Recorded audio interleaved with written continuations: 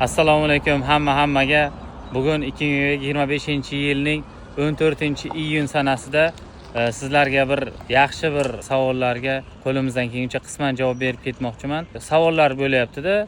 Bizni qurilishimizda bu sizni qurilishingizmi, u sizni qurilishingizmi, qaysi biri sizni qurilishingiz degan joyda shunaqa savollar bo'layapti. Shu savollarga qisman javob beramiz. Bizni qurilishimiz faqat mana shu zdaniya. Mana shu. Shunga faqatgina mana Yakkasaroy deb yozilgan.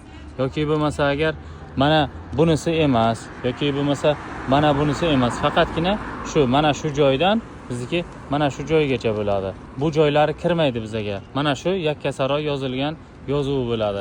Yana qanaqadir bir xil savollar kelyapti. Bu savollarga 2-3 ta qanaqa, misol uchun uy olganmiz, kuyib qolganmiz, vaqtida topshirmagan yoki qanaqadir bir hujjatlar joyida emas degan savollar kelib tushyapti. Shu savollarga qisman javob beradigan bo'lsa agar, bizdan uy olishmagan, o'sha kuyib qolganlar boshqa uylarni nazarga tushyapti.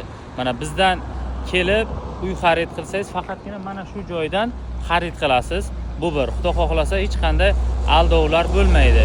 Aldovlar bo'lmasligiga qurilish jarayonimiz o'zini vaqtida grafik bo'yicha ketyapti va undan tashqari kelib xohlagan paytingiz qurilish jarayonimizni o'zingiz ko'zdan kechirishingiz mumkin bo'ladi.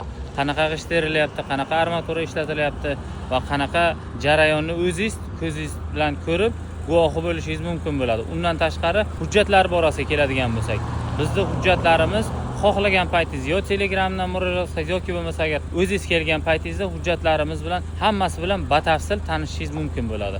Hammaga kun davomida yaxshi kayfiyat, savollarga javob berishda davom etamiz.